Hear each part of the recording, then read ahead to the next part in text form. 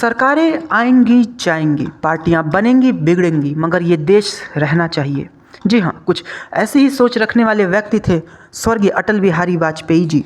और आज उनकी सवी जयंती के मौके पर हम जानेंगे उनसे जुड़ी कुछ किस्से। किस्सा दिल्ली के एम्स अस्पताल के एक प्राइवेट वार्ड में सजी एक महफिल का, जहां पर सियासत के एक सच और एक झूठ का अपने अपने ढंग से बयान किया गया।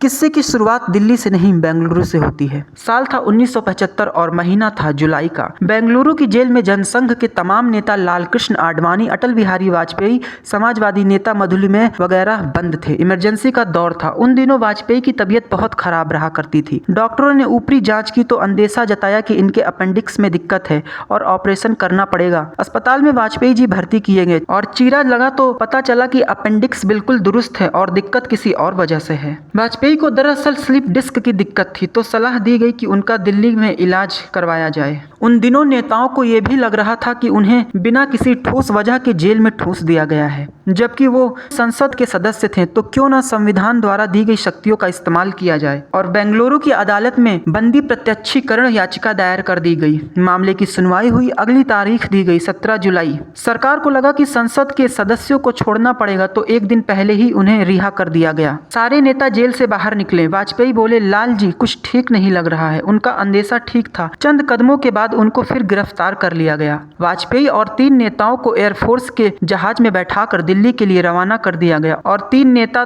को रोहतक की जेल में भेज दिया गया और वाजपेयी को एम्स में उनके इलाज के चलते भर्ती करा दिया गया पुलिस की सुरक्षा में। अब महफिल का किस्सा यहाँ से शुरू होता है। एम्स के प्राइवेट वार्ड में भर्ती थे अटल बिहारी वाजपेयी, उस समय के जनसंघ के नेता, और उनके बगल वार्ड में भर्ती थे देवी प्रसाद त्रिपाठी यानी कि डीपीटी, आज की तारीख में दिल्ली के सत्ता के गलियारों का एक मशहूर नाम। एनपीसी के नेता डीपीटी के बारे में कहा जाता है कि कभी इंदिरा गांधी इनसे अपने भाषण लिखवाया करती थी। हालांकि उस वक्त डीपीटी जेएनयू के छात्र संघ के अध्यक्ष हुआ करते थे और वहां पर इलाज के चलते वो भी जेल से लाकर भर्ती कराए गए थे। अटल बिहारी ने डीपीटी से कहा, देवी प्रसाद आज का क्या इंतजाम है। वे डीपीटी का इशारा समझ गए थे। वे अपने कमरे से नीचे उतरे, बाहर पीसीओ की ओर गए और आईएफएस अफसर की बहन को फोन किया और बोला, जी आज के लिए 1 बोतल विस्की तो चाहिए ही होगी। बोतल का इंतजाम हुआ। पीछे से वाजपेयी जी ने चिकन और चखने का इंतजाम किया और कमरे में महफिल सजी तो बात इमरजेंसी और इंदिरा की तरफ मुड़ गई। डीपीटी के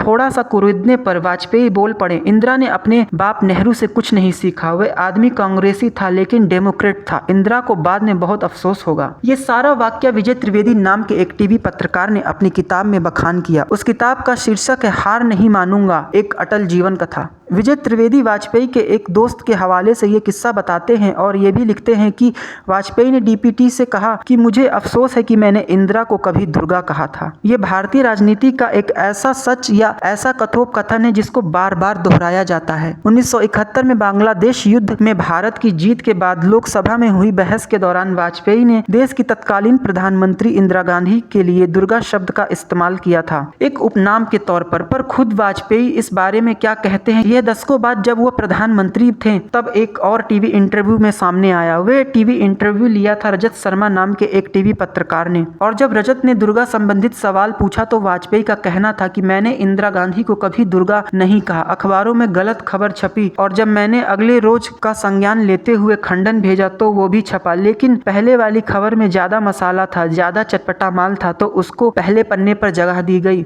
और मेरे खंडन में लोगों को वजन कम लग रहा था, जिसकी वजह से उसे निचले पन्नों में दबा दिया गया। दुर्गा कहा नहीं पता, लेकिन सत्ता का दुर्ग वाजपेयी ने ढा ही दिया और देश के पहले गैर कांग्रेस प्रधानमंत्री बने जिसने अपना कार्यकाल पूरा किया। एक जिंदगी वक्ता की, एक जिंदगी कवि की, एक जिंदगी अटल बिहारी वाजपेयी की। ऐसे ही और खबरों के लिए बने रहें अटल टीवी के साथ।